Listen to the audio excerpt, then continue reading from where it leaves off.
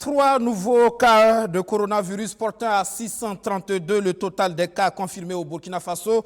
11 nouvelles guérisons portant à 453 le total des guéris. Un nouveau décès qui porte à 42 le total des décès. 137 cas sont sous traitement actuellement.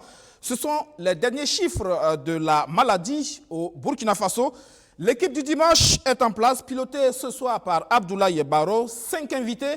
Nous irons notamment du côté de Niamey, au Niger, avec le docteur Issaka Sondé, qui vend l'expertise burkinabé du côté de ce pays voisin.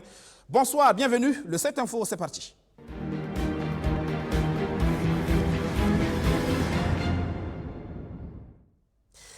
L'exécutif devant le Parlement pour s'expliquer sur la gestion de la crise sanitaire. Trop de reproches à l'endroit du gouvernement. La ministre de la Santé et quelques collègues étaient cette semaine devant les députés. À l'heure où la polémique enfle sur la gestion de la Covid-19 au Burkina Faso, les députés veulent avoir des éclaircissements. 3 ministres viennent pour lever l'équivoque sur la gestion de la crise. La question de la disponibilité des équipements médicaux et des masques pour le personnel sanitaire revient avec insistance dans les interventions des élus nationaux. La Fondation Jacques Ma, nous avons dessus 2 dons. Il y a un 3e qui est en cours. Et vraiment, nous avons eu les masques. Nous en avons commandé. Le gouvernement est en train de disponibiliser près de 14 milliards pour l'achat des médicaments et des consommables via la CAMEG. Nous attendions des livraisons c'était échelonné du 6 avril jusqu'au 26 avril. Mais vous connaissez la problématique internationale de ces protections-là. À ce jour, il est encore difficile de prévoir à quand la fin de la pandémie. De nombreux pays ont opté pour le confinement. Les députés s'inquiètent qu'au fil du temps, le Burkina Faso manque de produits de première nécessité. Dans les pays voisins, nous avons négocié pour que le fret ne soit pas concerné par l'ensemble de mesures, ce qui nous permet de continuer à alimenter le pays. Aujourd'hui, nous avons des stocks en fonction des produits qui vont de 3, 4, 5, 6, 7, 9 mois de disponibilité au niveau des produits de grande consommation. Mais nous avons choisi 4 ou 5 produits sur lesquels nous travaillons principalement autour du riz. Brésil 25 kg, de l'huile, de sucre et tout ce qu'il faudra, ce qui rentre vraiment dans la grande consommation. Et là, nous travaillons tous les jours avec les commerçants. Nous regardons aussi les pays qui ont fait des restrictions, comme l'Inde, nous regardons les pays comme la Thaïlande, et nous, tous les jours, nous travaillons. La représentation nationale a également interpellé le gouvernement sur le sort de l'école burkinabé en cette période de crise. Le ministre en charge de l'administration du territoire assure, les petits plats sont en train d'être mis dans les grands points de retour rapides des élèves dans les classes. Nous avons un risque périlleux qui est d'avoir une année blanche. Et une année blanche, c'est toujours ceux qui sont enseignés ici connaissent, c'est un cas grave. Donc, il faut éviter ça. Donc, nous, ce que nous sommes en train de faire, avec le ministre donc, en charge, donc le MENA, ils sont en train de faire un travail technique donc, pour l'ouverture. Il y a des dates qui ont été fixées, mais le Premier ministre et le Président ont donné des instructions pour qu'on lève un certain nombre d'inquiétudes afin de pouvoir y aller. Donc, les propositions que vous faites ici, c'est également prises en compte à ce niveau-là. Suite à cette séance, l'Assemblée nationale a décidé de diligenter une mission d'information pour en savoir davantage sur la gestion de la pandémie et la prise en charge des personnes infectées. Premier invité de ce plateau, le docteur Éric Delman, délégué régional du syndicat des médecins du Burkina, région du Nord, Ouaïouia précisément. Bonsoir docteur. Bonsoir. Merci de répondre à notre invitation. C'est moi qui vous remercie. Ça fait déjà quelques semaines que régulièrement le CIMEB est sur ce plateau. Il y a eu beaucoup d'observations, de critiques sur la gestion de cette crise sanitaire. On a vu qu'au fil des semaines aussi, certaines suggestions visiblement ont été prises en compte. Est-ce que justement, on peut revenir sur ce que vous avez pu constater en termes d'amélioration au fil des semaines sur la gestion de cette crise et ce qui reste à faire? Tout à fait. Merci bien. Le CIMEB a beaucoup communiqué par rapport à cette crise de la Covid-19. Et dans cette communication, nous avons constaté qu'il y a certaines choses qui sont en train d'être prises en compte. C'est notamment la relecture du plan de riposte selon le budget qui avait été, bon, je vais dire, le brouillon, le budget du plan de riposte, ça a été revu et c'est une bonne chose. Et nous ne sommes pas totalement satisfaits, mais c'est déjà une avancée. Deuxièmement, il y a un retour progressif au système de santé classique. Au niveau des régions, il y a des équipes d'intervention rapide qui ont été mises en place au niveau des directions régionales de santé, au niveau des CHR, au niveau des hôpitaux de district. Et c'est composé d'investigateurs et de préleveurs. C'est déjà une très bonne chose, eu égard au système de santé parallèle qui a été créé par les réquisitions. Troisièmement, nous avons constaté que nous sommes passés d'un centre de diagnostic à 4 centres. Tout à fait. C'est une très bonne chose également, qu'on puisse le multiplier pour que, au niveau de tous les CHR, des 13 régions, nous puissions avoir des centres de dépistage, PCR. Nous avons vu avec le Bénin, ils ont commandé pratiquement 66 appareils PCR, dont 40 mobiles, et 40 fixes et 26 mobiles. C'est possible également pour nous.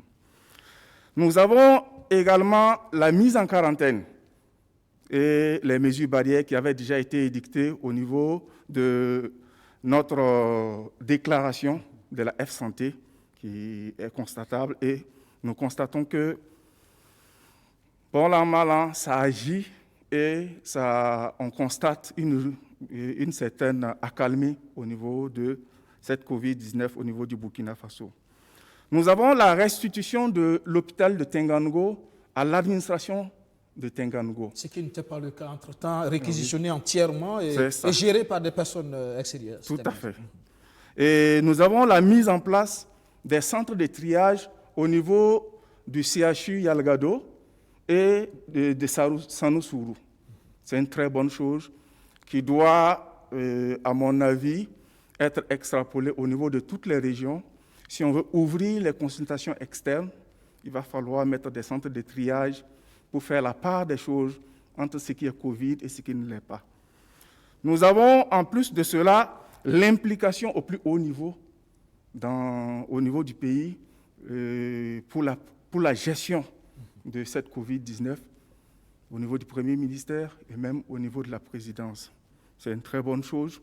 Nous avons remarqué de plus en plus de production des sociétés savantes, puisque le nouveau coronavirus a fait une surprise où on ne le maîtrise pas du tout. De plus en plus, on commence à découvrir, et les sociétés savantes produisent des recommandations qui sont très utiles pour le praticien hospitalier. Merci. Voilà, donc autant d'améliorations au fil des semaines sur la gestion de cette crise. C'est comme pour dire que la critique n'est pas toujours facile, mais ça permet aussi donc d'opérer des réajustements justement pour faire des victoires dans cette crise. Mais on imagine que tout n'est pas forcément parfait et en tant que praticien, il y a encore des choses à améliorer. Tout à fait. D'aucuns nous ont dit que nous avions la critique facile, alors que nous nous inscrivons dans un ordre d'idées de critique positive, constructive, pour participer non seulement dans les hôpitaux, parce que nous y sommes tous les jours, mais aussi améliorer la gestion de cette crise.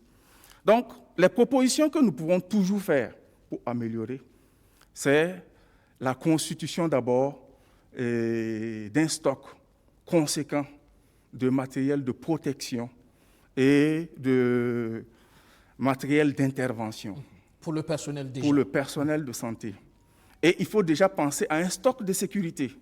Parce qu'on n'en sait jamais, la demande est forte à l'international. Ah oui, il faut penser à un stock de sécurité. Nous ne produisons pas ce matériel. Il faut penser à un stock de sécurité. Nous ne savons même pas quelle issue aura cette COVID-19. On ne sait pas si c'est dans 2 mois, 3 mois, 1 année, où on verra le bout du tunnel. Deuxièmement, il faut prendre en compte des plans de riposte au niveau des hôpitaux. En Chine, oui, justement, sur ce point-là, il existe des plans de riposte au niveau des CHU, des CHT, c'est bien ça? Non, il existe des équipes d'intervention rapide, mais pas de plan proprement dit de riposte. Ça veut dire que quand on va en région, par exemple, au niveau des CHU, vous êtes du côté de Waïgouya, par exemple, est-ce que ça veut dire que là, il n'y a pas de plan de riposte par rapport à cette maladie? Actuellement, nous ne disposons pas de plan de riposte proprement dit et budgétisé, non. Et à partir du moment où la lutte elle est nationale, on ne va pas s'arrêter aux grandes villes. Est-ce que justement le défi n'est pas aussi à ce niveau, trouver le moyen de financer des plans de riposte au niveau CHR, CHU, mais au niveau des hôpitaux de district? Tout à fait. Nous pensons que progressivement, l'autorité est en train de comprendre qu'il faut avancer vers la décentralisation de cette lutte et il faut progressivement doter dans cette décentralisation les CHU, CHR, hôpitaux de district pour pouvoir prendre en charge efficacement ces cas. En Chine, nous avons vu, on parlait entre-temps de 0 cas et après il y a une résurgence avec près de 300 cas. Nous ne savons pas quand est-ce concrètement dit nous en viendrons à bout de cette Covid-19. Il serait important que les praticiens hospitaliers au niveau des hôpitaux, que ce soit au niveau du laboratoire ou au niveau des services cliniques, puissent être vraiment impliqués dans la prise en charge et dans la gestion de cette Covid-19. On ne restera pas éternellement dans la quarantaine. Donc, il va falloir à un moment donné aussi qu'en région, on ait la possibilité aussi de prendre en charge cette situation sanitaire. Tout à fait. Au-delà de la santé, il y a plusieurs autres secteurs d'activité qui sont touchés, notamment l'économie, qui est fortement touchée. Donc, on ne pourra pas rester définitivement indéfiniment dans la quarantaine. Ce n'est pas possible. D'accord. Alors, finalement, est-ce que ça veut dire que le plan de riposte qui a été présenté n'intègre pas justement le financement au niveau régional des CHU, des CHR par exemple, de sorte à ce que aussi, en cas de besoin, ils puissent être déjà opérationnels pour prendre en charge des cas? Actuellement, le plan de riposte tel que présenté au niveau national ne prend pas en compte les régions. Parce que nous sommes pratiquement au même niveau de besoin que Ouagadougou en termes d'équipement, en termes d'investissement sur les infrastructures, en termes de réhabilitation de certaines infrastructures. Ce qui fait qu'au niveau des régions, il est important que de plus en plus, on mette en place des hôpitaux qui fonctionnent normalement, avec le minimum qui s'y est. Non seulement le personnel de santé qualifié qu'il faut, mais aussi l'équipement en santé qu'il faut. Vous vous imaginez que moi, je suis au CHU de Waïguya, le service d'imagerie ne fonctionne pas. L'imagerie ne fonctionne pas. C'est impossible de faire une radiographie simple. L'échographie, c'est un luxe. Le scanner n'existe pas. Donc, c'est inimaginable. Le laboratoire est moribond. Ça ferme tantôt, ça rouvre tantôt, pour juste des questions de gestion. Circuit électrique, problèmes de climatisation qui font que les automates ont peine à fonctionner normalement. Vous avez un hôpital où, après, pour ne rien arranger à toute la situation, on fait des commandes de médicaments et tout part en fumée. Vous l'avez suivi en mars, courant mars avec nous. Donc, on se retrouve dans une situation où le minimum n'est pas possible.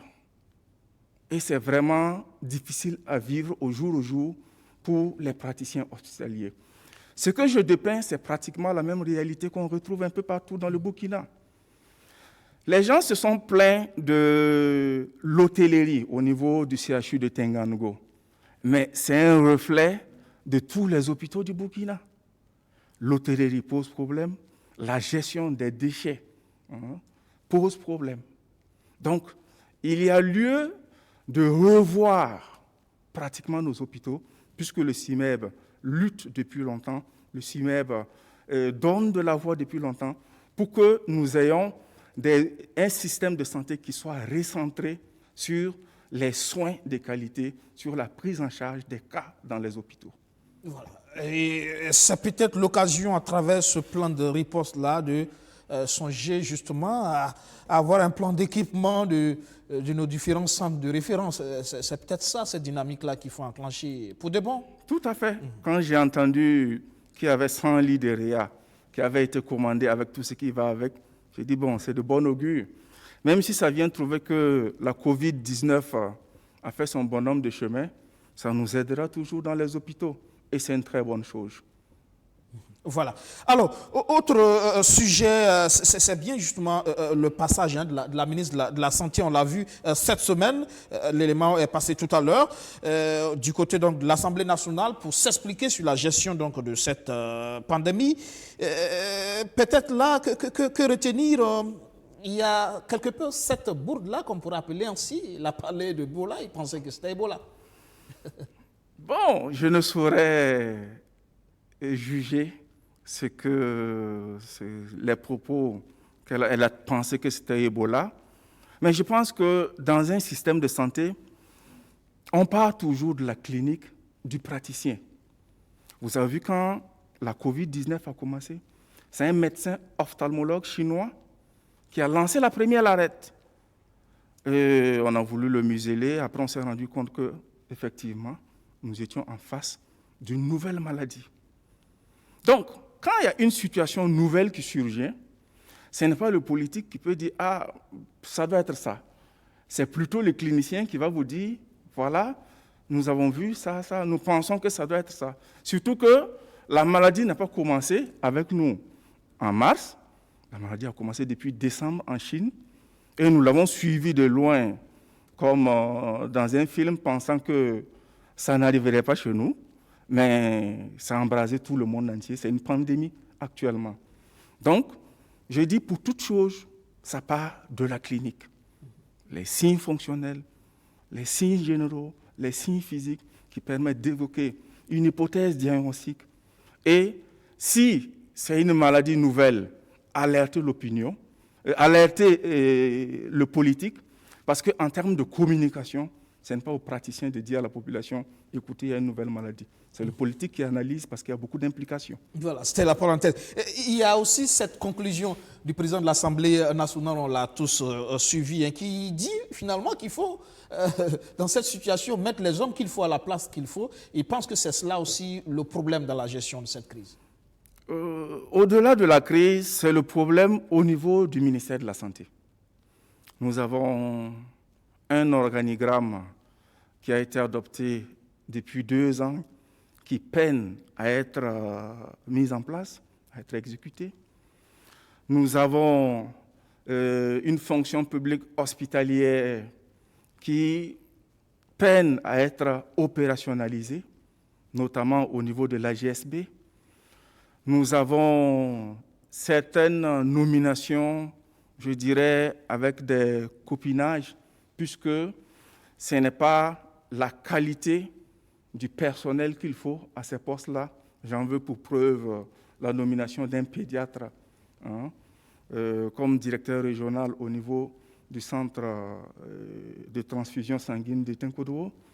Donc, il y a un certain nombre de choses qui montrent que... Ça pose un problème d'efficacité, ça? Ah oui, ça pose énormément de problèmes d'efficacité, puisqu'il faut un médecin hémobiologiste qui a fait une médecine transfusionnelle pour pouvoir assurer la qualité des produits qui seront délivrés, pour pouvoir former la ressource humaine qui sera à sa disposition. Alors que nous avons un clinicien pur qui a été formé pour la pédiatrie. Ça pose vraiment problème.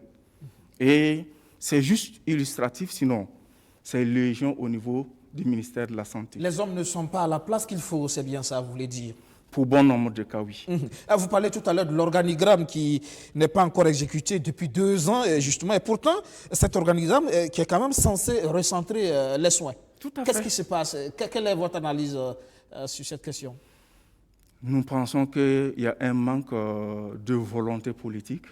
Nous pensons qu'il y a un certain tâtonnement, il y a un certain refus d'aller à l'application de cet organigramme et partant de la fonction publique hospitalière. Et qu'est-ce qui peut coincer exactement? En tant que syndicat, est-ce que vous avez approché l'administration pour comprendre? Nous avons maintes fois approché l'administration, mais les explications sont peu convaincantes. Et puis, vous savez, quand on est partenaire social, on vous confond à un opposant. Alors que nous n'avons nullement envie ni de nous opposer à qui que ce soit, ni du poste de qui que ce soit. Nous demandons simplement des hôpitaux qui puissent fonctionner, où le praticien hospitalier est à l'aise avec son malade pour pouvoir faire les diagnostics et les traitements qu'il faut. Du reste, Montaigne disait que quand on me contrarie, on éveille mon attention et non ma colère. Je m'avance vers celui qui me contredit, c'est lui qui m'instruit. Ça veut dire que plus vous écoutez ceux qui critiquent positivement ce que vous faites, plus vous allez vous construire. Et nous nous inscrivons en droite ligne de cette parole de sagesse de Montaigne. Critique positive et non facile, hein, c'est surtout ça qu'il faut éviter, les critiques faciles. On a enfin d'entretien, il faut rappeler quand même, c'est vrai que cette semaine, on a enregistré 0 cas entre-temps, mais la maladie reste réelle et il faut continuer à maintenir l'alerte justement. Tout à fait. Nous pensons qu'il faut renforcer même les mesures de communication à l'endroit de la population, parce que vous avez vu quand le marché Rodoko a été réouvert, les gens sont revenus à leurs anciennes habitudes. Nous avions espéré qu'avec cette Covid-19, nous allons avoir un certain degré d'hygiène au niveau de la population qui allait nous départir de certaines maladies diarrhéiques, de certaines maladies liées à l'insalubrité d'ici la fin de la Covid-19. Mais ce n'est pas encore gagné. Donc, il faut renforcer la communication pour le changement de comportement. Du reste, c'est le mois de jeûne de Ramadan. On constate qu'il y a des mosquées qui veulent s'ouvrir, il y a des mosquées qui s'ouvrent. Il semble que pour prier, il faut se coller un peu, je n'en sais pas trop. Mais ça veut dire qu'il faut garder non seulement l'alerte, mais aussi la veille constante par rapport à cette maladie. Il ne faut jamais baisser les bras. Au niveau de la communauté musulmane, en tout cas, il y a une série de mesures qui ont été prises justement dans la perspective de continuer à faire respecter les gestes barrières. Docteur Éric Delma, délégué régional CIMEB, région du Nord, Ouaïbia, merci d'être passé dans le 7 Info ce soir. C'est moi qui vous remercie. Vous restez avec nous pour la suite de ce 7 Info. À partir de demain, 27 avril, le port du masque devient obligatoire au Burkina Faso. Le défi, c'est la disponibilité justement de ces masques. Cette semaine, le Premier ministre était à l'atelier de production de masques de l'armée burkinabé. C'est ici, à l'atelier tailleur des forces armées nationales SI, au mess des officiers à Ouagadougou, que seront fabriqués des millions de masques qui seront mis à la disposition des élèves et de leurs enseignants dès la réouverture des classes. Militaires et civils sont à la tâche pour satisfaire la demande. Le chef du gouvernement, venu observer la chaîne de production, témoigne de sa satisfaction. Bien évidemment, le gouvernement aurait pu décider d'importer des millions de masques de l'extérieur. Mais ça ne constitue pas une solution à long terme par rapport aux problèmes que nous connaissons. C'est pourquoi nous avons décidé de faire en sorte que l'armée nationale puisse contribuer à la production de masques en respectant un certain nombre de normes définies par l'ABNorm et définies au niveau international. Avec une production journalière de plus de 5000 masques et qui va s'étendre à 15 000 masques par jour, cette unité montre sa capacité à contribuer à la mise en œuvre de la politique nationale en matière de lutte contre le coronavirus.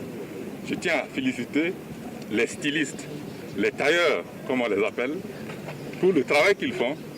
Je tiens à les encourager à se mobiliser et à continuer de se mobiliser pour que nous puissions atteindre un bon résultat. Et je félicite l'ensemble de la hiérarchie militaire pour tout le travail qui est fait aujourd'hui. Et je les encourage à continuer à rester aux côtés du gouvernement pour que nous puissions atteindre nos objectifs de sécurisation du territoire, mais également nos objectifs de développement économique et social au niveau national. L'Institut de recherche en sciences de la santé IRSS devra lui aussi jouer un rôle majeur dans la riposte contre la pandémie du coronavirus. La production de la chloroquine au profit des centres hospitaliers lui incombe. Alors je voulais saluer tout le travail qu'ils font. Le travail de recherche, le travail de mise au point, le travail de prise en charge des recherches qui se font au niveau traditionnel. Nous avons commandé des intrants pour pouvoir faire en sorte que la production soit la plus large possible. Mais je voudrais faire noter que la production de e-pharma n'est pas destinée à la commercialisation dans les pharmacies. C'est fait pour accompagner le ministère de la Santé dans le cadre de la prise en charge des malades du Covid. Donc nous allons faire en sorte que très rapidement, cette unité atteigne sa vitesse de croisière en termes de production et que nos différents hôpitaux puissent bénéficier de la mise à disposition des produits de UPharma afin de prendre en charge très rapidement les différents malades de notre pays. Nous pensons même que dans cette semaine, nous aurons la chloroquine, en principe. C'est souvent des commandes à l'extérieur et comme vous savez, il y a des frontières qui sont fermées. Les vols ne sont pas tout à fait réguliers, c'est ça qui fait que c'est lent. Sinon, nous sommes en contact avec un fournisseur qui se promet, en tout cas cette semaine-là, de nous livrer la matière première. On a l'espoir que ça marche. L'IRSS dispose également de laboratoires habilités pour les tests de dépistage de la COVID-19. Nous sommes prêts, nous avons les capacités de faire le diagnostic de Covid, mais nous sommes en attente parce qu'il y a des laboratoires de diagnostic qui sont déjà dans le diagnostic au niveau de Ouagadougou. Il y en a 3 notamment. Et si toutefois ces laboratoires venaient à être débordés, l'IRSS, qui est un centre de recherche, peut donc les appuyer dans ce sens. Le Premier ministre a appelé à l'émergence d'une industrie pharmaceutique au Burkina Faso afin de parachever le travail abattu par les chercheurs burkinabés en faisant la promotion des produits pharmaceutiques nationaux. En ligne de Niamey, au Niger, le docteur Isaka Sondé, il est pharmacien de santé publique, expert en gestion de la chaîne d'approvisionnement des produits de santé. Il est assistant technique au ministère de la Santé publique du Niger. Il est surtout à la direction de la pharmacie et de la médecine traditionnelle. Bonsoir, docteur. Bonsoir, monsieur. Merci de nous rejoindre donc à cette info. Je rappelle qu'avant le Niger, vous étiez du côté donc, de la République démocratique du Congo, où vous avez également servi dans ce pays-là, dans le cadre aussi de la crise d'Ebola, c'est bien ça? Exact. Alors, revenez un peu sur ce parcours international-là. En RDC et au Niger. Déjà pour Ebola, concrètement, comment les choses se sont passées? Quelle a été votre mission à ce niveau? Je rappelle que c'était pour le compte de l'OMS. Tout à fait. Monsieur Guébré, je vous remercie déjà vraiment pour l'honneur que vous m'offrez pour l'action de la plateforme de Bertrand pour échanger sur cette problématique mondiale que constitue la pandémie Covid-19. Donc, par rapport à d'abord la clinique. Donc, on a quelques soucis avec le téléphone. On vous rappelle dans un instant le temps de régler le souci technique avec le téléphone. Merci. D'accord. Merci. À tout à l'heure. On poursuit cette info. Le Burkina Faso, c'est désormais 4 centres de dépistage, 1 à Bobo-Dioulasso et 3 à Ouagadougou. Visite guidée cette semaine dans le centre du laboratoire national de santé publique. Le Burkina Faso passe à une autre étape de la lutte contre la pandémie du coronavirus. Les autorités en charge de la question s'activent pour rendre disponibles les tests rapides de la COVID-19 selon le directeur général du laboratoire national de santé publique. Depuis hier, nous avons été sollicités pour accompagner le comité diagnostic pour pouvoir mettre en place justement les outils d'évaluation de ces tests rapides pour qu'ils puissent être utilisés au niveau national. Ce mercredi 22 avril, visite guidée de l'un des 3 centres de dépistage de la COVID-19 à Ouagadougou. C'est ici, dans ce service en charge de la biologie moléculaire du LNSP, qu'il est logé. Et avant d'y accéder, il faut enfiler l'accoutrement qui sied. Le responsable de cette unité nous sert de guide du jour. Alors, nous avions déjà la phase pré-analytique qui consiste à réceptionner donc, les échantillons qui nous arrivent sous triple emballage. Tous les échantillons que nous recevons vont passer par cette étape afin que nous puissions avoir dans chaque tube les extraits d'acide nucléique. Et une fois donc ce mix préparé, distribué dans une plaque avec plusieurs pilules, sera déposé et transmis dans la salle d'amplification. Tout ce processus nécessite environ 6 heures pour obtenir les résultats des échantillons analysés. Les échantillons, ce centre en reçoit en moyenne 80 par jour de travail. La politique étant en ce moment de ne pas faire de tests massifs. La politique étant de ne pas faire de tests massifs, mais de faire quand même des tests de diagnostic. Il y a 3 centres à Ouagadougou.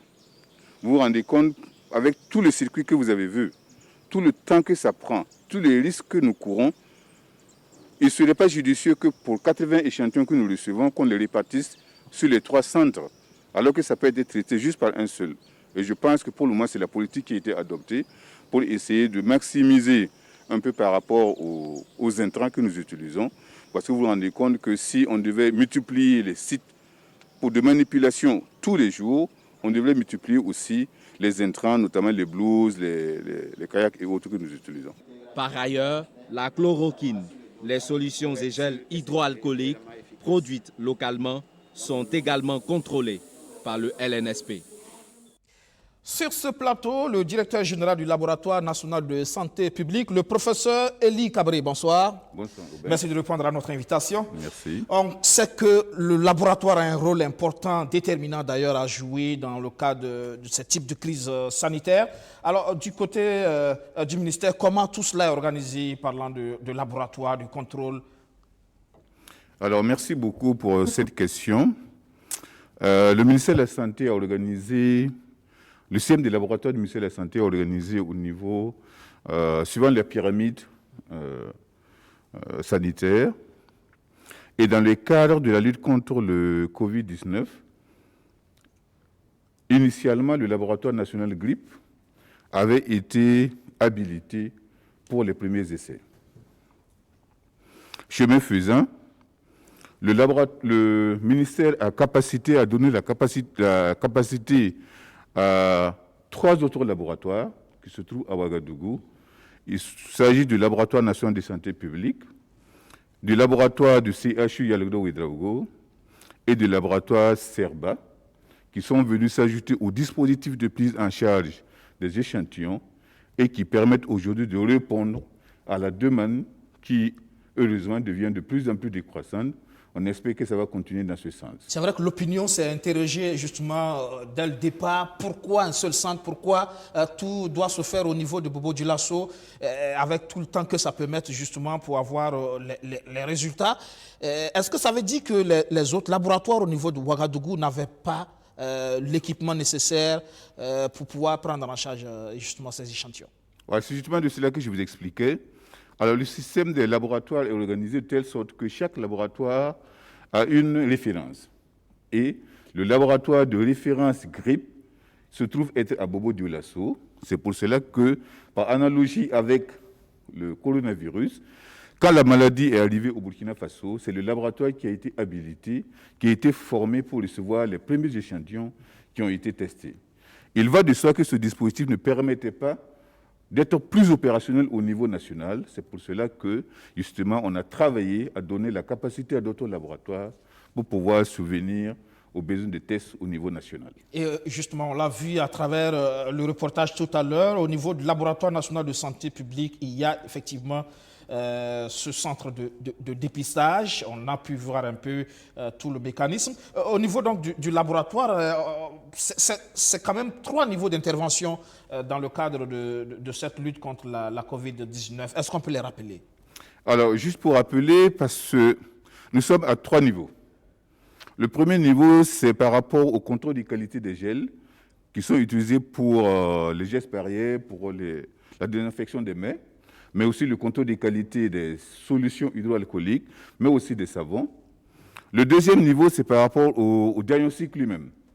Le laboratoire nous habilitons le laboratoire de référence rotavirus, qui dispose d'un équipement qui lui permet de prendre en charge aussi les échantillons de Covid-19.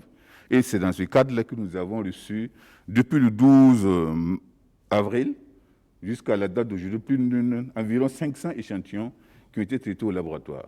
Et le troisième niveau, c'est celui du contrôle de qualité des médicaments qui sont utilisés aujourd'hui dans le dispositif, dans le protocole de prise en charge. Il s'agit de la chloroquine et de ses dérivés, mais aussi de l'azithromycine. Il y a peut-être un 4e niveau qui va se dessiner. Ce sera par rapport au contrôle de qualité des masques pour lesquels le laboratoire pourrait être sollicité pour apporter sa contribution. À ce niveau aussi, le laboratoire a compétence pour contrôler aussi justement la qualité des masques. Alors, il y a un certain nombre de paramètres qui peuvent être faits au laboratoire aujourd'hui. Et en collaboration avec le ministère du Commerce, nous sommes en train de voir comment donner les moyens au laboratoire national de santé publique pour pouvoir suppléer à d'autres laboratoires qui se trouvent au niveau du Burkina pour pouvoir répondre à ce besoin de contrôle de la qualité des masques artisanaux qui seront bientôt mis à la disposition de la population. Je rappelle qu'au niveau de la Chine, déjà des millions de masques ont été retirés du circuit de la consommation pour justement un problème de qualité. On revient à vous dans un instant. Professeur, on me rappelle que le docteur Issaka Sondé est de nouveau en ligne. Bonsoir, docteur. Bonsoir, M. Guébré. Oui, je rappelle justement que vous êtes pharmacien de santé publique, expert en gestion de la chaîne d'approvisionnement des produits de santé. Vous êtes assistant technique au ministère de la Santé publique du Niger, à la direction de la pharmacie et de la médecine traditionnelle. Alors, comme je le rappelais tout à l'heure, avant le Niger, vous étiez du côté donc, de la République démocratique du Congo pour le compte de l'OMS, où vous avez aussi contribué à la prise en charge de l'Ebola. Rappelez-nous un peu comment les choses sont passées à ce niveau. Quelle a été votre mission au niveau de la RDC? Je vous remercie, M. Guébré, vraiment pour l'opportunité que vous m'offrez. Donc, pour l'accès au plateau de BF1, pour échanger sur cette problématique mondiale que constitue la pandémie au Covid-19. Donc, pour revenir à ma mission en RDC, c'est suite à la requête de l'OMS qui m'a vraiment sollicité pour les appuyer dans la gestion, donc logistique et la chaîne d'approvisionnement des produits de santé de la riposte à l'épidémie d'Ebola en RDC. Et je suis arrivé en RDC principalement le 5 juin. Donc, c'était juste pour 2 mois d'appui, mais in fine, je suis resté 9 mois. Et donc, j'ai assisté principalement à ces activités. J'ai réalisé toutes ces activités au niveau de la région, donc du nord Kivu, au niveau du sud Kivu, et au niveau de la région de l'Ituri, et principalement dans les villes de Goma, de Butembo, de Beni, de Bunia, de Komanda, et beaucoup d'autres villes où nous sommes allés vraiment mettre en œuvre, mettre en place d'abord les magasins qui devraient conserver ces intrants, ces produits et ces équipements nécessaires pour la riposte. Mais nous avons assuré aussi toute la logistique nécessaire, depuis donc la réservation des cargos, des avions, des véhicules, des voitures, les achats des motos et tout matériel nécessaire pour la riposte contre Ebola, donc en République démocratique du Congo. Ebola et une très belle expérience. Ebola Covid-19, des similitudes un peu dans la gestion, un peu, vous pensez? Oui, bon, exact, c'est la même approche. D'abord, tous les deux, ce sont des virus. C'est vrai que le mode de contamination diffère un peu, et beaucoup même. Covid-19, c'est principalement par la voie respiratoire, alors que Ebola, c'est tout ce qui est contact et liquide biologique. Mais l'approche de la gestion, l'approche purement donc de la riposte, c'est pratiquement les mêmes mécanismes et les mêmes approches. D'accord. Alors, au Niger, justement, vous assistez techniquement le ministère de la Santé publique de ce pays. Concrètement, qu'est-ce que vous faites?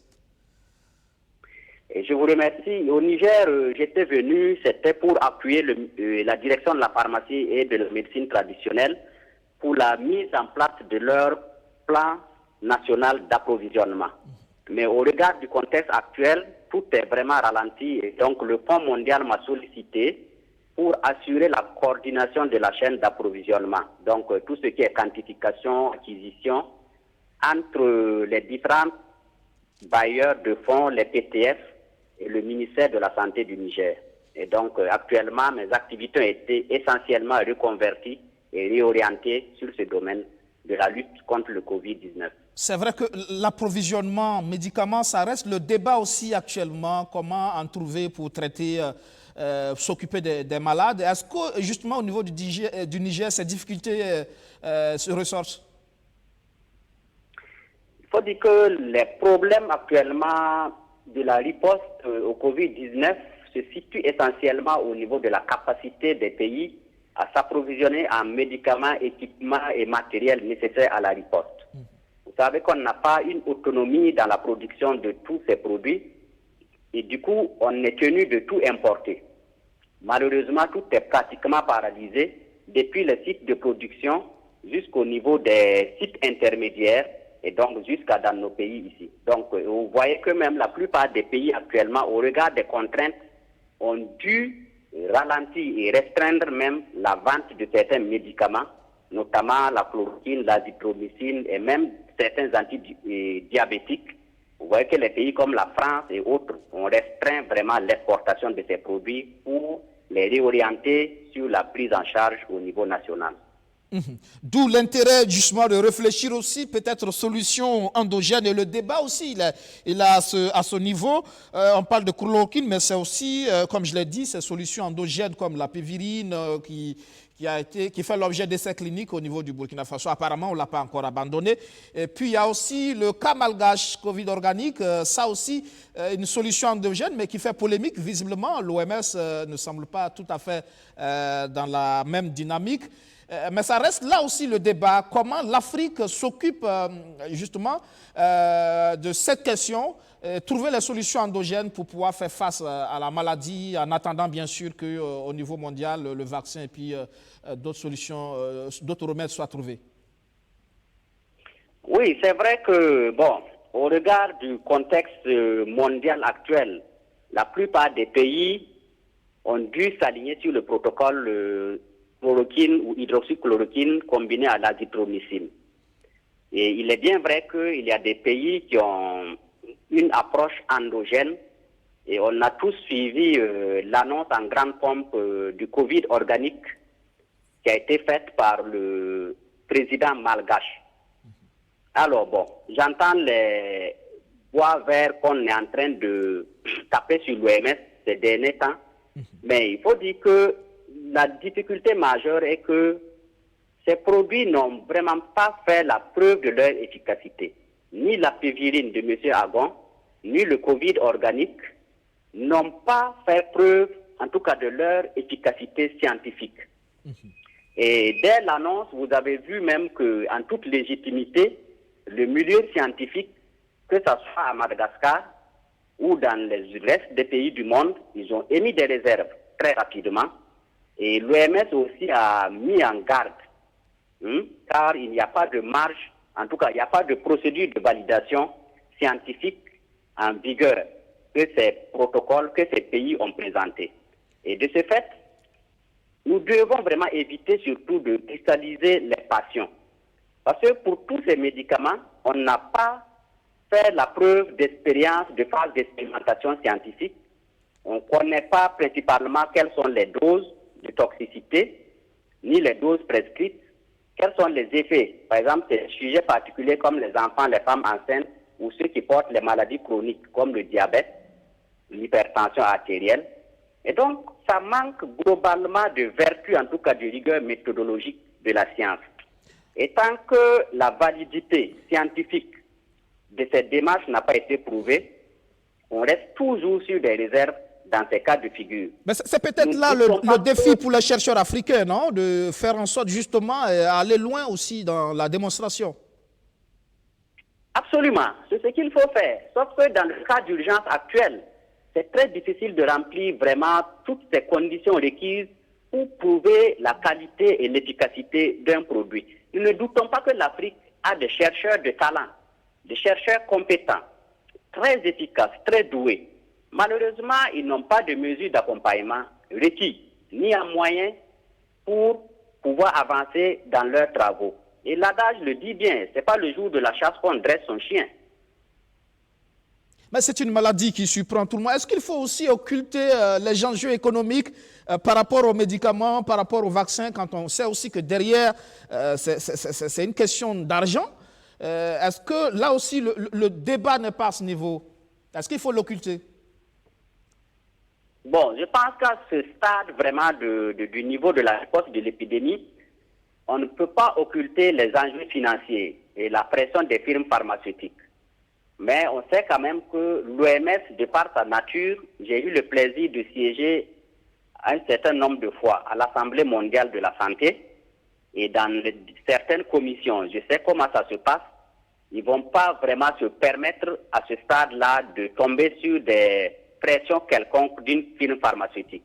Donc l'intérêt majeur actuellement, c'est de vraiment trouver rapidement des médicaments comme au début, par exemple, du VIH. On était au même stade, il n'y avait rien en face. Et le premier médicament qui a été développé, je pense que c'était la zidovudine en 87. Et c'est un médicament qui avait été conçu pour le traitement des cancers. Mais par la suite, il s'est révélé un antirétroviral et ça a ouvert vraiment la voie de la recherche dans la lutte contre le VIH. Et avec le Covid-19, je ne doute pas qu'en interne, en Afrique, nous avons toutes les solutions qu'il nous faut.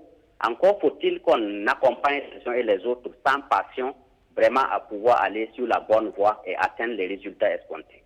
Parce qu'on a vu aussi cette tisane, l'artémisia, je crois, qui a fait quand même ses preuves par rapport au paludisme, mais qui a tous les problèmes du monde à se faire accepter au niveau des structures comme l'OMS. Oui, vous savez que les plantes comme l'artémisia datent pratiquement de la guerre du Vietnam. Et donc, c'est des plantes qui ont vraiment fait preuve de leur efficacité, que ce soit l'artéméthée ou l'artémisinine, qui ont été extraites de cette plante. Mais le problème de ces plantes, en fait, c'est éviter à tout prix. Actuellement, c'est la molécule phare pour le traitement du paludisme en combinaison avec d'autres molécules. Vous savez que la chloroquine, par exemple, elle a été mise sur le marché, je pense, en 1946. Et qu'est-ce qui a entraîné les résistances rapides à la chloroquine? C'est quand on a quitté l'aspect curatif, traitement curatif, pour aller sur l'aspect traitement préventif, qui a été suggéré par le Brésilien Mario Pinati, je crois, en 1950. Et dès qu'on s'est orienté sur cette voie, les résistances ont commencé rapidement et on a vu les dégâts que cela a entraîné à travers le monde avant que les Chinois ne mettent en place leur projet 513. Donc, ils ont recruté 500 chercheurs à travers 60 instituts en Chine et c'est ça qui a débouché, par exemple, à la découverte de l'artémisinine. D'accord. De façon globale, vous qui observez la gestion de cette crise sanitaire par les pays de la sous-région, notamment le Burkina Faso, que retenir? On peut dire que dans l'ensemble, on s'en sort bien. Y a-t-il des aspects sur lesquels on traîne peut-être le pas? Dans l'ensemble, on s'en sort bien. Bon, on peut peut-être le dire. Peut-être que la nature nous aide aussi. Toujours est-il que, pour l'instant, nonobstant le nombre de décès qui sont constatés, l'Afrique semble quand même encore un peu à l'abri par rapport à ce qu'on a vu en Chine, ce qu'on a vu, ce qu'on voit en Europe et ce qui se passe vraiment aux États-Unis. Donc, l'un dans l'autre, la plupart des pays, chacun fait de son mieux, en tout cas pour faire le dépistage, pour prendre en charge les cas. Mais dans l'ensemble, on voit quand même qu'il y a toujours des faiblesses et des lacunes. Lesquelles, par exemple? Bon, les critiques ne peuvent jamais manquer. Par exemple, pour l'Afrique de l'Ouest, on est vraiment étonné de la manière dont le coronavirus a semblé nous surprendre. D'autant plus qu'on a vu ça venir depuis des mois, depuis novembre, décembre, que ça a commencé en Chine. Et globalement, c'est une région qui sortait d'une situation où elle semblait être aguerrie dans la riposte aux épidémies de ce genre. On a vu ce que Ebola a fait en Afrique de l'Ouest, notamment en Guinée, Libéria, Sierra Leone. Et c'est tout récent, c'est en 2015-2016. Et dans tous ces pays, des commissions avaient été mises en place pour parer à toute éventualité. Malheureusement, dès que l'épidémie est finie dans ces pays, on a tout rangé et puis on a commencé à vaquer à nos occupations ordinaires. Et deuxièmement, au niveau des stratégies même mises en place, c'est vrai que, par exemple, si je prends le Burkina Faso, les stratégies de dépistage, hier vous avez vu qu'il y a 0 cas. Tant mieux, Dieu merci si vraiment c'est la tendance actuelle qui est réelle. Mais on voit qu'on ne dépiste pas beaucoup. Par exemple, hier, je pense qu'il y avait juste 16 suspects qui ont été dépistés. Mais je comprends bien aussi cette approche. Même si on dépiste tout le monde, on va les recevoir, les hospitaliser. C'est ce problème de réalité qui se pose. C'est la gestion des dons, tout azimut qu'on reçoit. sans certification aucune de la qualité ni des médicaments, ni des masques qu'on reçoit, ni des autres matériels. Fort heureusement, il y a le laboratoire de santé publique qui est là, et je pense qu'il s'évertue vraiment à prouver la qualité de tous ces intrants qu'on reçoit. Sinon, c'est la catastrophe. On a vu le cas de la chloroquine au Mali. Les pharmaciens s'étaient approvisionnés de grosses quantités de chloroquine, mais il s'est avéré qu'il n'y avait rien de chloroquine dedans, c'était du métronidazole. Et donc le ministre de la Santé est très fâché, il a fait retirer tous les lots. Mais c'est pour dire le risque qu'il y a autour de ça, et surtout le risque que les gens veuillent faire de l'automédication. D'accord. En tout cas, très intéressant ce que vous dites, docteur. Merci, docteur Issaka Sondé. Je rappelle que vous êtes pharmacien de santé publique, expert en gestion de la chaîne d'approvisionnement des produits de santé. Vous êtes actuellement assistant technique au ministère de la Santé publique du Niger, notamment au niveau de la direction de la pharmacie et de la médecine traditionnelle pour le compte du Fonds mondial. Merci encore une fois. Voilà, professeur Elie Cabré, vous l'avez entendu, hein, le docteur Sondé, qui revient un peu sur ces dons tous azimuts qu'on reçoit au niveau du ministère de la Santé. Derrière, il y a les chèques, mais c'est surtout aussi ces dons en médicaments, en produits de protection, etc. La qualité aussi à ce niveau peut poser problème. Est-ce qu'au niveau du laboratoire aussi, on pense justement à faire en sorte qu'on puisse attester de la qualité de ces produits qu'on reçoit? Merci beaucoup. Je crois que nous sommes le bras armé du ministère de la Santé en ce qui concerne la certification de la qualité des médicaments, des intrants que nous recevons. Pour les chèques, il faudrait s'adresser peut-être à d'autres tribunaux. Mais pour ce qui concerne les gels, par exemple, le ministère de la Santé a reçu des dons pour lesquels il a sollicité que le laboratoire national de santé publique vienne faire des prélèvements. Ils ont reçu des médicaments qui ont été analysés au laboratoire national. Ils ont reçu des kayaks la dernière fois qui ont été analysés encore par le laboratoire national. Donc je pense que ce dispositif fonctionne assez bien et qu'il faudrait qu'on continue justement dans ce sens-là pour ne pas soigner une maladie en apportant d'autres problèmes. Les dispositions qui sont prises en ce moment vont vraiment dans ce sens-là et nous sommes alertes par rapport à cela pour attirer l'attention des autorités quand il le faut sur justement des faits qui pourraient nous aider à contribuer justement à lutter contre du Covid-19. Parlons du contrôle des gels solutions hydroalcooliques. Que dit par rapport à ce qui est fait jusqu'à présent dans vos contrôles? Est-ce que tous les gels et solutions sont efficaces justement? Non, tous les gels et solutions ne sont pas efficaces, je vous le dis de go. Le ministère du Commerce a entrepris une campagne aussi pour accompagner les producteurs à ce qu'ils puissent mettre sur le marché des gels de bonne qualité. Cette action a été accompagnée par le ministère de la Santé, qui a décidé de la gratuité des contrôles de qualité de tous les gels et des solutions hydroalcooliques. Nous avons reçu des lots de gels et de solutions hydroalcooliques qui titraient 46 degrés alcooliques alors que l'on demande 75 degrés alcooliques. Alors, ces lots ont été retirés. Nous avons fait des rapports au ministère du Commerce, mais aussi au ministère de la Santé. Il se trouve que pour la grande majorité, c'est des gens qui étaient en train d'essayer des formulations de ces solutions-là. Donc, en fait, c'était comme un accompagnement pour qu'ils puissent trouver la bonne formule. Quelques-uns sont revenus au laboratoire avec de nouvelles productions qui ont été testées et conformes à la réglementation.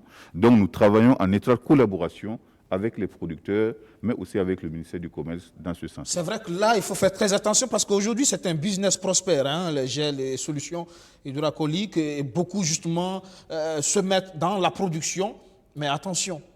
Très attention parce qu'une solution hydroalcoolique n'est pas égale à une solution hydroalcoolique. Il y a sur un échantillon d'une dizaine de lots que nous avons reçus. Dans une seule production, il y a peut-être 70% qui étaient de bonne qualité. Alors, heureusement que ces gens sont suivis et sont connus. Donc, naturellement, quand c'est une situation comme ça, on va rencontrer les producteurs. Et je pense que le ministère du Commerce aussi le fait, pour justement demander à revoir leur formule et à refaire un autre prélèvement pour assurer la sécurité d'emploi de ces solutions et gels hydroalcooliques. Est-ce qu'à un moment donné, il ne va pas falloir aussi publier la liste de ces produits de qualité pour que le consommateur puisse effectivement être assujetti? Nous comptons bien aller dans ce sens. Je pense qu'il y a un certain nombre de dispositions qui doivent être prises. Puisque vous savez, le problème, c'est La qualité est déclarée par rapport à un lot. Vous pouvez rater un lot et réussir d'autoproduction.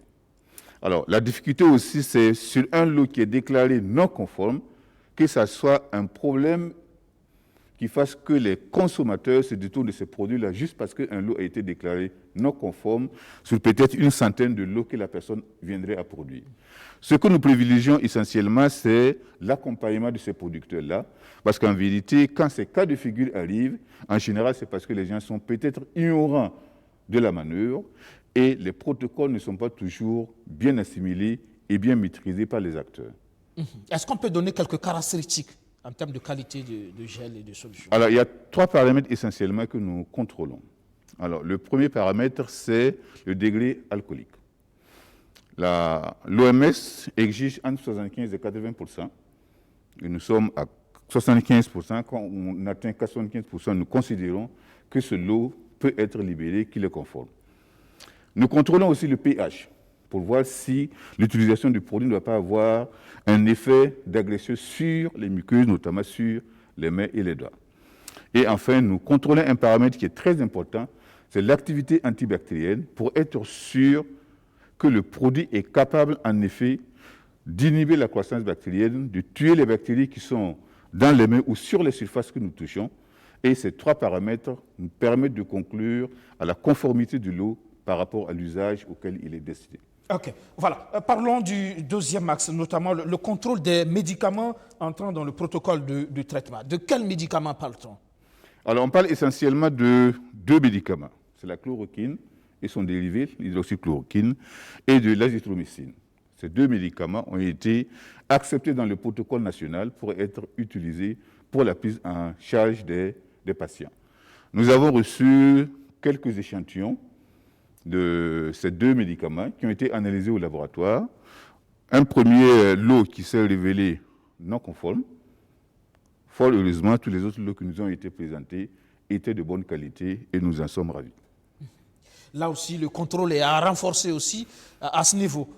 Absolument. Le contrôle est à renforcer à ce niveau et surtout donner de l'information pour que les gens ne fassent pas de l'automédication. Si vous allez sur la place publique, vous allez retrouver des comprimés de chloroquine qui se vendent sous la table. Pour la grande majorité, je peux vous dire que ce sont des comprimés qui ne sont pas de bonne qualité. Donc, j'allais appeler la population à éviter l'automédication.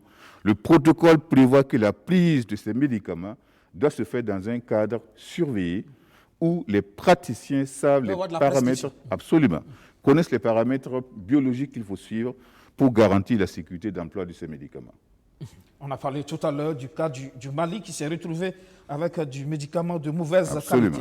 Le troisième aspect, ce sont les tests entrant justement dans le cadre du diagnostic de la maladie. Vous le faites au niveau donc, du laboratoire national de santé publique. On a vu tout à l'heure ce centre-là.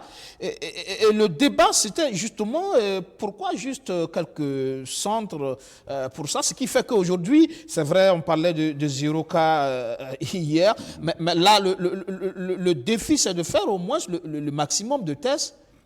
Voilà, ce n'est pas de se limiter à quelques 16 tests ou échantillons, mais après, c'est comment on fait, on en arrive justement à faire le maximum de tests pour pouvoir effectivement avoir une idée de façon plus globale et plus réaliste de la situation de la maladie.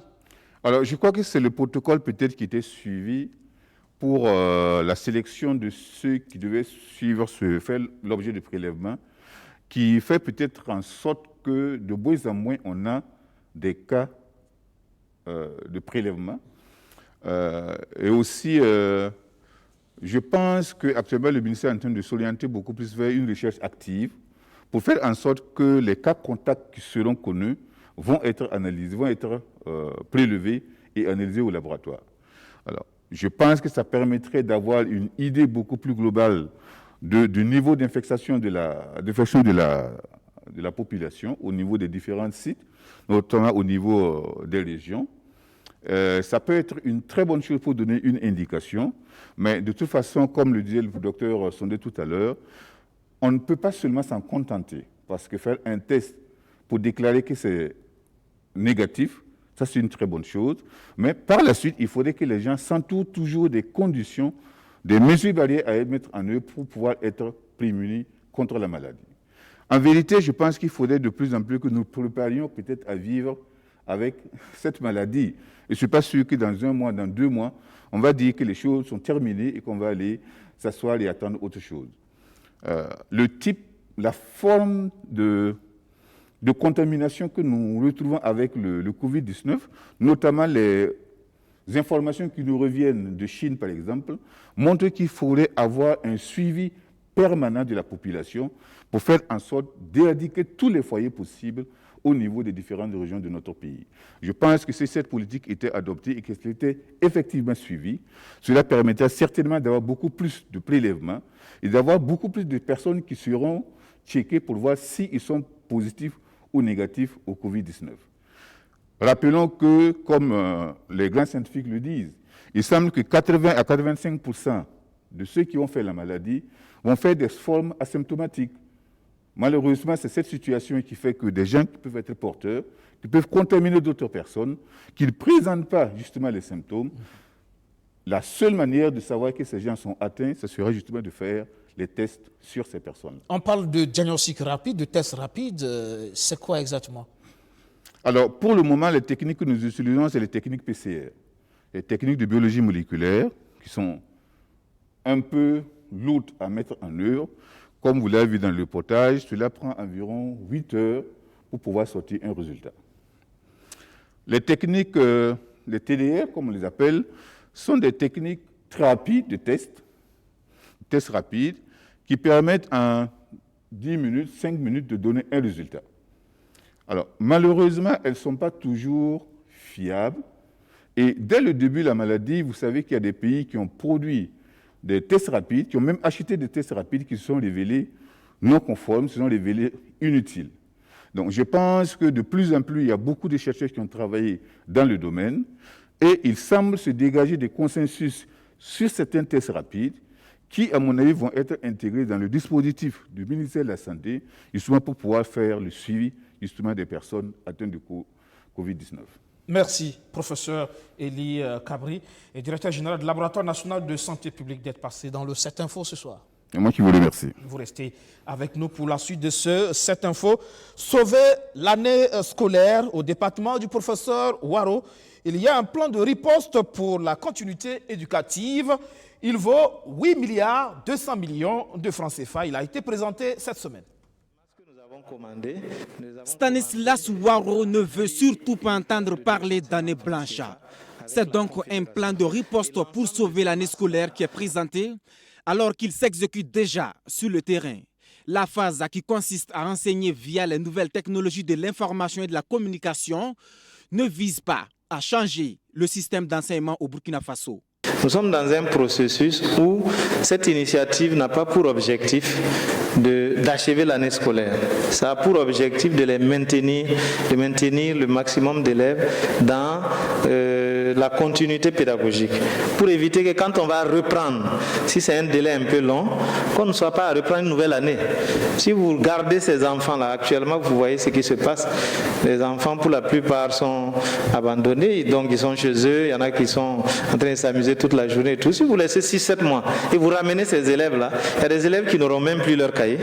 En plus d'une reprise via les nouvelles technologies de l'information et de la communication, ce plan de riposte pour la continuité éducative planche sur la réouverture des salles de classe.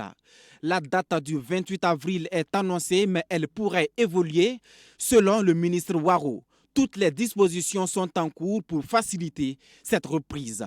12 millions de masques ont été commandés à hauteur de 3 milliards de francs CFA. Les masques que nous avons commandés à un prix unitaire de 250 francs CFA avec la Confédération.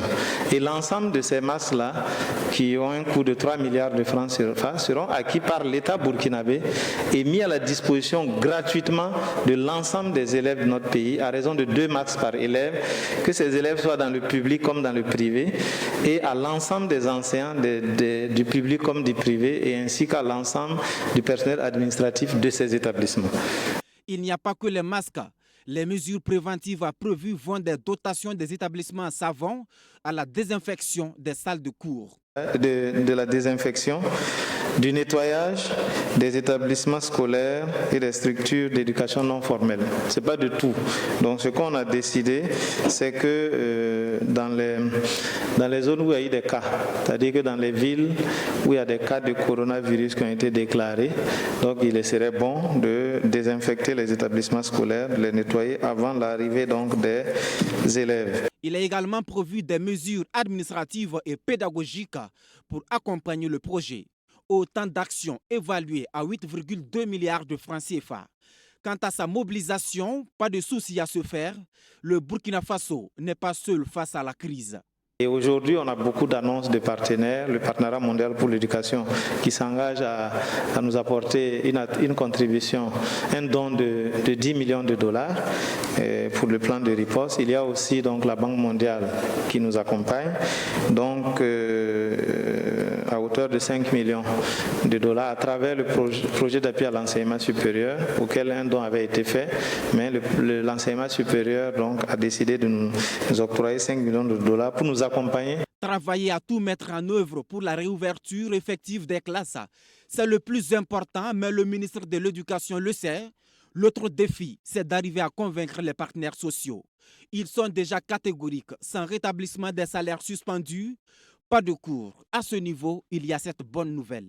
Là où il y a eu effectivement des erreurs qui ont été donc justifiées par l'administration ou les personnes, donc ces erreurs ont été totalement corrigées. Et le rétablissement du salaire du mois d'avril a été fait, même si la sollicitation est venue pas de tout le monde, d'une partie des syndicats. Face aux médias ce 24 avril, le patron de l'Éducation nationale s'est réjoui des efforts consentis par l'État pour satisfaire les travailleurs du secteur. Plus de 78 000 agents ont bénéficié d'un traitement de dossier de carrière conformément au protocole d'accord signé avec les syndicats. L'incidence est évaluée à plus de 75 milliards de francs CFA. Avec nous sur ce plateau, Arnaud Savadogo, PDG de SAD Architecture. Bonsoir. Bonsoir.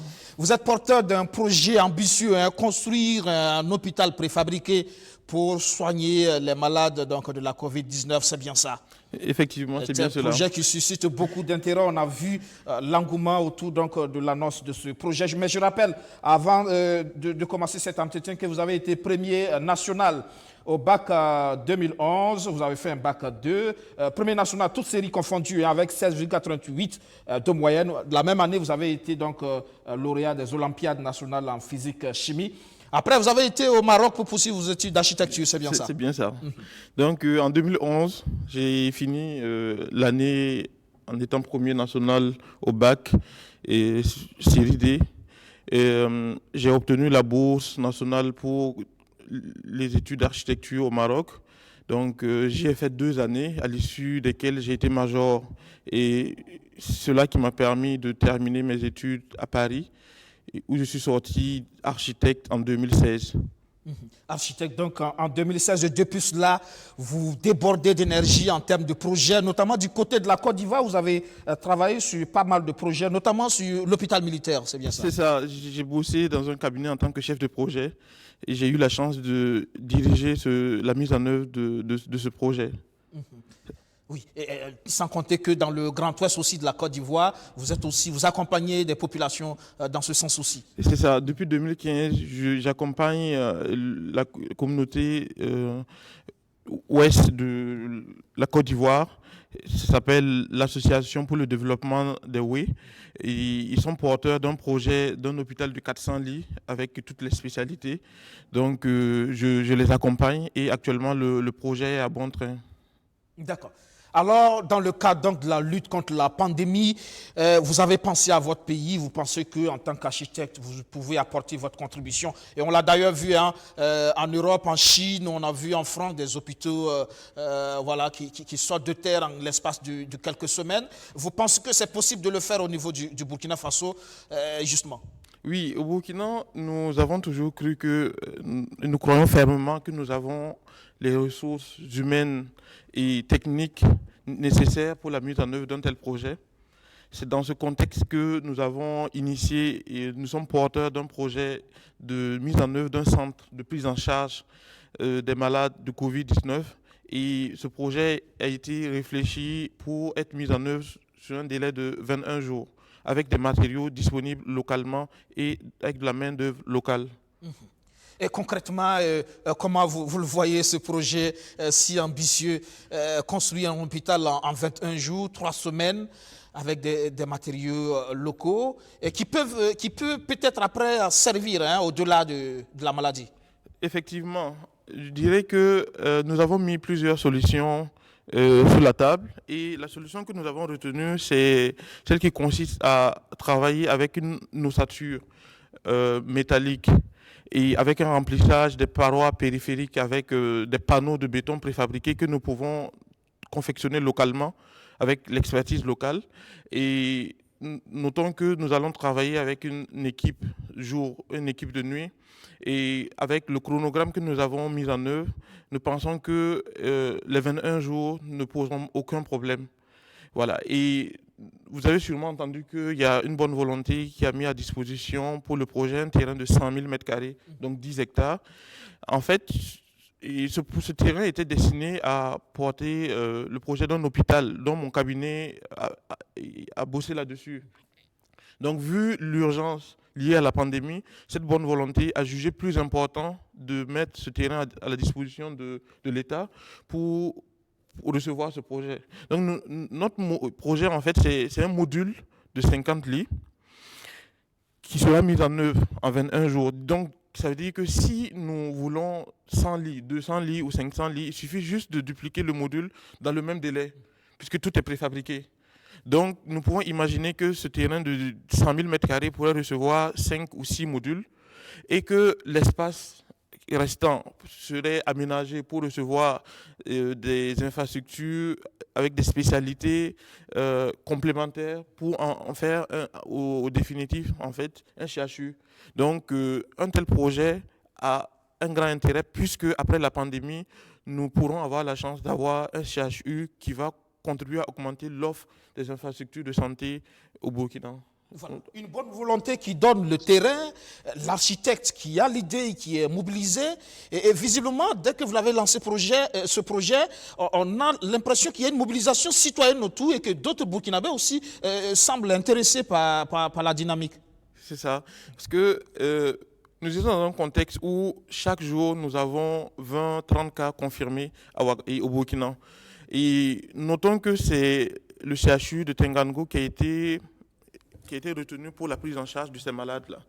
Et nous pouvons imaginer que si le nombre de cas continuait ainsi, nous allons être débordés rapidement. Donc il fallait anticiper et avec la mise en œuvre d'infrastructures qui pourraient nous permettre de gérer ces malades-là. Donc c'est dans ce contexte que j'ai fait la proposition de façon spontanée sur les réseaux sociaux à ce que le président mette en place un comité technique qui allait réfléchir sur un tel projet.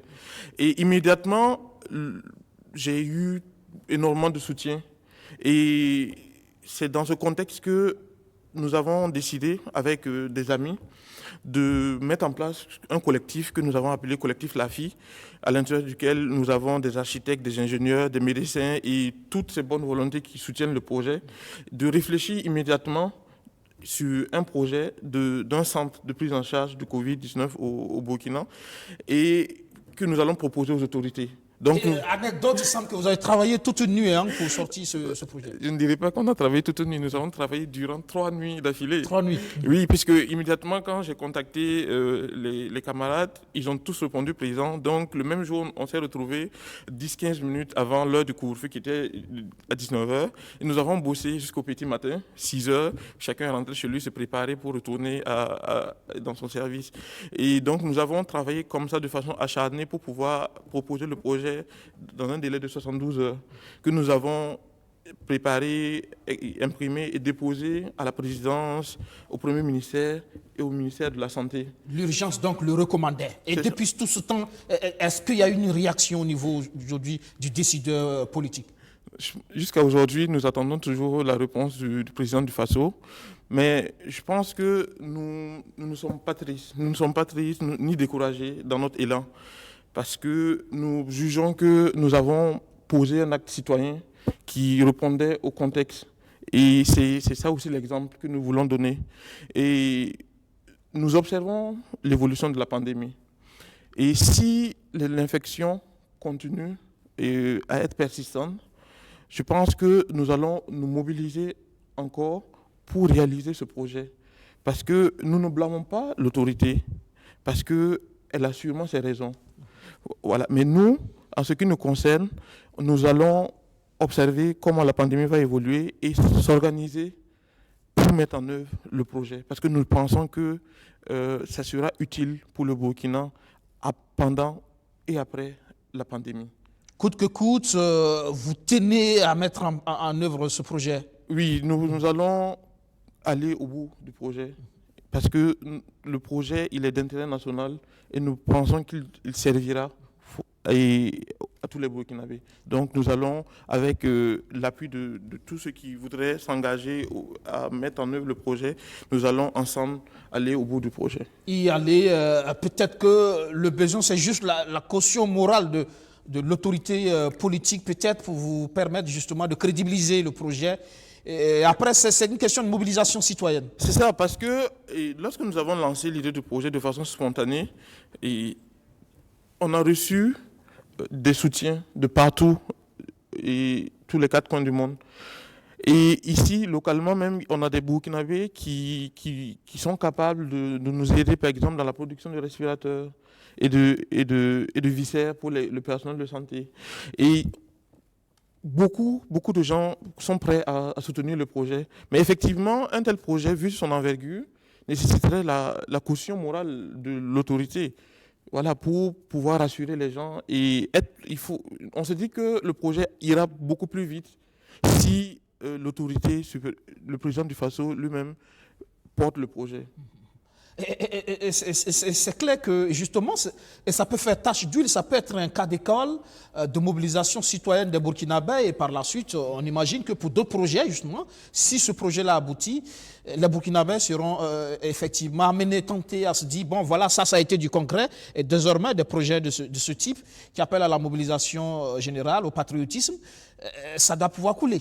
Effectivement, c'est cet exemple-là que nous avons souhaité donner, et le collectif que nous avons mis en place ne se limitera pas à ce seul projet. Nous allons continuer avec des problématiques assez récurrentes à l'échelle du pays, notamment les écoles sous-payotes, les maternités, pas mal, et aussi des équipements urbains pour le confort des citoyens dans toutes les villes du Burkina. C'est-à-dire que nous allons travailler sur des thèmes qui sont récurrents et donc nous n'allons pas nous arrêter à si bon chemin. Et nous souhaitons, je peux continuer, nous souhaitons en fait donner cet exemple-là, dire que quel qu'en soit le domaine dans lequel chacun est, on peut se mobiliser et apporter une contribution citoyenne. Ensemble plus fort pour pouvoir faire des réalisations pour nos compatriotes. Merci Arnaud Savadogo, vous êtes PDG de SAD Architecture et vous portez ce projet de construction d'hôpital pour prendre en charge les malades donc, de la Covid-19. Merci. Merci beaucoup. Et bon vent à ce projet. Hein. Merci. On espère que le projet verra le jour très bientôt. Merci. Vous restez avec nous pour voir aussi ce projet ambitieux également. Ce sont des Burkinabés qui vivent au village, notamment à Dawelgué. Et ils sont mobilisés, ils ont envie de réaliser un barrage ou de réhabiliter un barrage qui a existé il y a très longtemps. Ils n'ont plus d'eau et ils pensent qu'ils peuvent commencer déjà par eux-mêmes, par les bras valides, creuser et peut-être, qui sait, que l'autorité pourra accompagner un peu plus tard. Mais en tout cas, ils ont démarré. Et voici le reportage. Avec ces coups de pelle, ces habitants de Dawelgué et de plus d'une quinzaine de villages environnants dans le département de Sapone, à 35 km de Ouagadougou, espèrent voir renaître le barrage qui étanchait leur soif il y a une quarantaine d'années. En ces lieux existait le barrage de Nabagoro, construit il y a plus de 80 ans par un de leurs illustres chefs.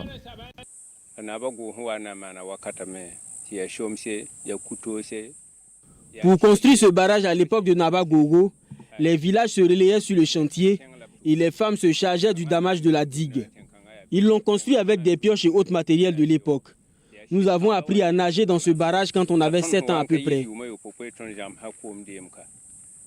Le barrage aurait cédé il y a plus de 3 décennies au grand désarroi de ses bénéficiaires. Dépourvus de retenue d'eau et las d'attendre que l'État vole à leur secours, ils se sont remis à la tâche pour reconstruire le barrage avec les moyens de bord, tels que Nabagogo l'avait fait. Chaque année, on vient faire le bornage et on nous dit que si la profondeur du barrage atteignait 4 mètres, le barrage pourra s'étendre sur 8 km. Mais dites-moi, où est le barrage en question? Si on avait au moins le tiers de la superficie estimée pour abreuver nos animaux, ça allait être un grand soulagement. Au lieu de toujours attendre, j'ai initié cette œuvre avec les jeunes des villages concernés pour perpétuer l'œuvre de notre grand-père. Il nous a laissé un héritage et il sera précieux pour nous de nos jours.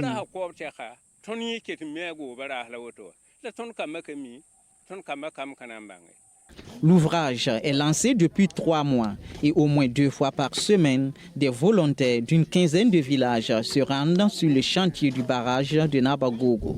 Ils ont pu bénéficier de l'appui d'une bonne volonté résidant dans la capitale qui leur a permis de louer un caterpillar pendant 2 jours pour faire avancer les travaux.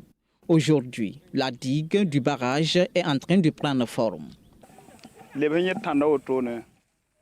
Nous comptons renvoyer la terre de ce côté pour prolonger la digue. Ensuite, nous irons de ce côté pour dégager le déversoir qui permettra d'évacuer le trop-plein. Nous ne pouvons pas l'achever cette année, mais nous voulons que d'ici la saison pluvieuse, l'essentiel soit déjà fait pour retenir l'eau. Là, l'année prochaine, nous allons l'achever. Mais si entre-temps on a un appui, tout est possible cette année. Notre ingénieur reste notre grand-père Nabagogo. Nous n'avons personne pour nous guider et nous ne faisons que suivre le plan qu'il a utilisé pour la construction du premier barrage. La recherche d'eau requiert également de l'eau. Cette tâche est dévolue aux femmes qui épaulent les hommes dans cette œuvre titanesque. Nous partons chercher l'eau à 4 ou 5 km d'ici. Certaines femmes le font à environ 10 km d'ici. Et il est difficile d'avoir l'eau parce qu'il n'y a qu'une seule fontaine. Elle se charge également de la cuisine et espère voir dans quelques années cette retenue d'eau amoindrir leur pauvreté. Elles appellent à l'aide pour finaliser sa construction.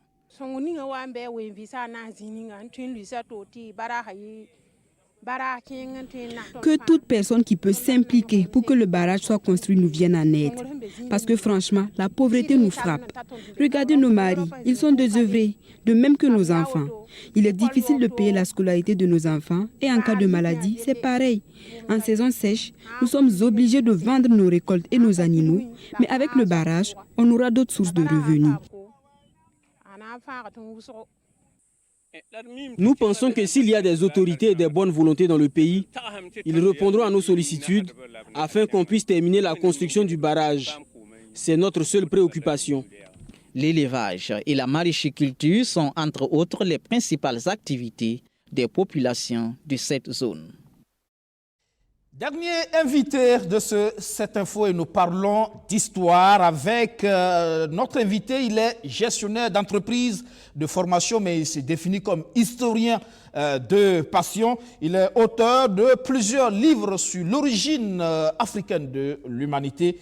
Chercheur, c'est bien sûr Alain Thomas Kouefé qui est avec nous. Bonsoir. Bonsoir. Merci, c'est un plateau que tu connais bien, le 7 Info. Merci de m'avoir invité. Voilà, comme je l'ai dit, vous êtes auteur de plusieurs livres sur l'origine africaine de l'humanité. Cette fois, vous revenez avec l'origine africaine de l'Europe. Et là, on s'interroge, on se dit, c'est quoi cette origine? Mais vous, le livre est bien séquencé et agréable à lire. Vous parlez notamment de questions de génétique. Oui, alors en fait, ce que je fais ici, c'est un cours dans lequel je permets aux gens en fait, de se remettre à niveau. Le premier chapitre porte sur la génétique parce que c'est très important. Si nous prenons le cas des chromosomes, nous avons ce qu'on appelle les chromosomes L, qui sont originaires de l'Afrique. Ce qui est étonnant, c'est que nous allons les retrouver entre 20 et 25% dans le sud de l'Europe, c'est-à-dire au Portugal, en Espagne, dans le sud de la France, en Italie et en Grèce. Donc la question à se poser, c'est qu'est-ce que font des chromosomes africains parmi une partie des populations du sud de l'Europe? La réponse est très simple, c'est-à-dire que une partie des populations de l'Europe sont en fait des Africains qui se sont assimilés tardivement dans ce qu'on appelle l'ensemble berceau génétique européen. Alors, donc, on comprend aisément que l'Afrique est là-bas, quand bien même on pense qu'on vient d'ailleurs, mais l'Afrique est là. Oui, vous savez, jusqu'au XVIIe siècle, les régions du sud de l'Europe étaient appelées Afrique. Et ce sont les mêmes régions que j'ai citées, c'est-à-dire Portugal, Espagne, sud de la France, Grèce et Italie. Notamment, il y a plusieurs écrivains européens qui vont en parler et qui disent les propos de celui qui est le géographe royal de France. Je vous donne ses propos. Il dit « L'Afrique est un continent si vaste qu'elle comprend un tiers de notre péninsule, c'est-à-dire les régions situées dans le sud de l'Europe. » Fin de citation. Alors, vous parlez notamment d'euphémisme racial. Oui, alors en fait, l'euphémisme, c'est une manière de dire des propos tout en diminuant le contenu afin de ne pas blesser l'orgueil des uns et des autres. Parce qu'aujourd'hui, quand on parle de l'histoire de l'Europe, les Européens sont très orgueilleux. Il est alors très difficile de leur dire que les premières populations étaient africaines. Alors, ce que les historiens vont faire, c'est qu'ils vont décrire ces populations, mais ils vont éviter de dire les mots noirs et africains. Par exemple, ils diront que ce sont des populations blanches. Mais dans la description, ils diront qu'ils ont la peau marron foncé et qu'ils ont les yeux noirs, les cheveux noirs, le nez plat et les lèvres épaisses. Est-ce que cela est possible? Il y a d'autres historiens qui diront aussi que ce sont des populations mélanocrois. Mais dès qu'on dit mélanocrois, on parle de la mélanine, parce que c'est la mélanine qui nous donne cette belle couleur de peau et qui fait partie du mot mélanocrois. Il y a d'autres historiens qui diront que ce sont des populations marron foncé. Mais je vous pose la question, sur ce plateau, qui est marron foncé? Et enfin, il y a d'autres historiens qui diront que ce sont des populations eurafricaines. Eurafricain veut dire quoi? Ça veut dire africain en Europe. Africain en Europe. Voilà. Vénus d'Europe? Oui, alors en fait, les Vénus sont des statues, ou plutôt des poupées, qu'on va retrouver dans toute l'Europe. J'en parle notamment dans le groupe Afrique Suprême sur Facebook, où je donne plus d'informations. Je mets la carte, justement, géographique de ces poupées. Et la majorité de ces poupées ont été découvertes par, d'ailleurs, un archéologue français qui s'appelle Édouard Pitt, qui va les répertorier. Et il va faire deux constats.